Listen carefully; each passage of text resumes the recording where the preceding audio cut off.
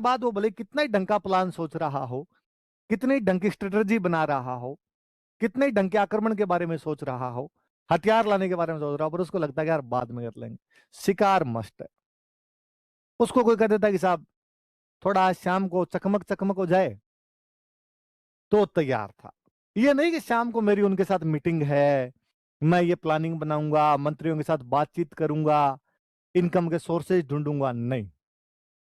चलो तो कोई डांसर है कि हाँ साहब नई आई हुई है, देख लेंगे। तो दौलतराव सिंधिया जैसे ऐसे लोग हो गए थे।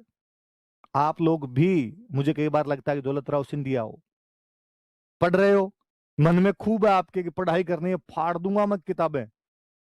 आज राजवीर सर ने कैसे कह दिया हमें कि हम पढ़ते नहीं है, मैं जवाब दूंगा इनको, सब कुछ पढ़ दूंगा, सब कुछ याद कर दूंगा और देख लूंगा टेस्ट के अंदर, फिर बताऊंगा सर को कितने नंबर आए हैं मेरे।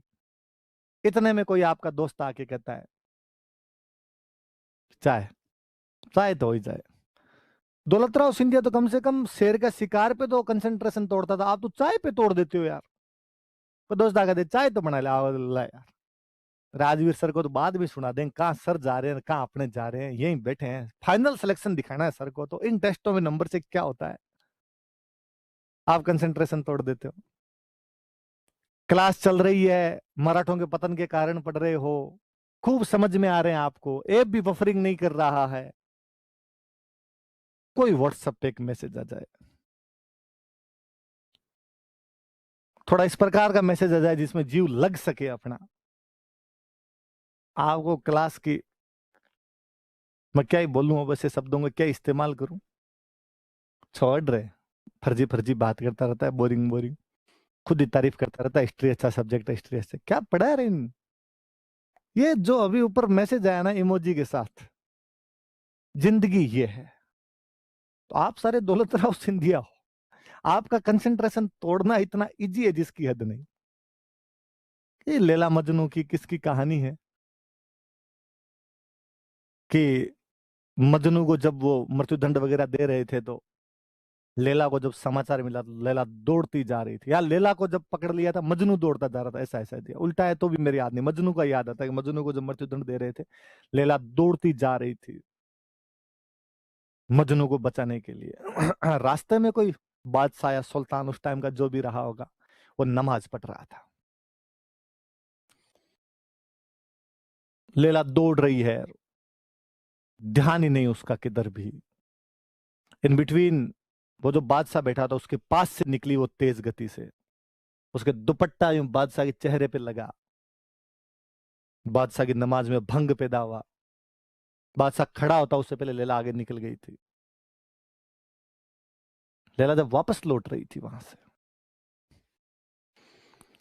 तो बादशाह ने कहा गुस्ताख लड़की, मैं जब अल्लाह की इबादत कर रहा था, तूने मेरी इबादत के अंदर व्यवधान पहुंचाया, बाधा पहुंचाई, दंड मिलेगा तुझे। लैला हंसी और लैला ने हंसकर कहा कि सुल्तान, मैं जब मेरे प्रीतम से मिलने के लिए जा रही थी, जिससे मैं प्यार करती हूं उससे मिलने के लिए जा रही थी, तो मुझे सुध बुध भी नहीं थी कि पैरों में कांटे लग रहे हैं या कांच लग रहे हैं, पैर लुहान है मेरा, देखो तुम, मुझे यह भी नहीं पता था कि रास्ते में तुम बैठे हो।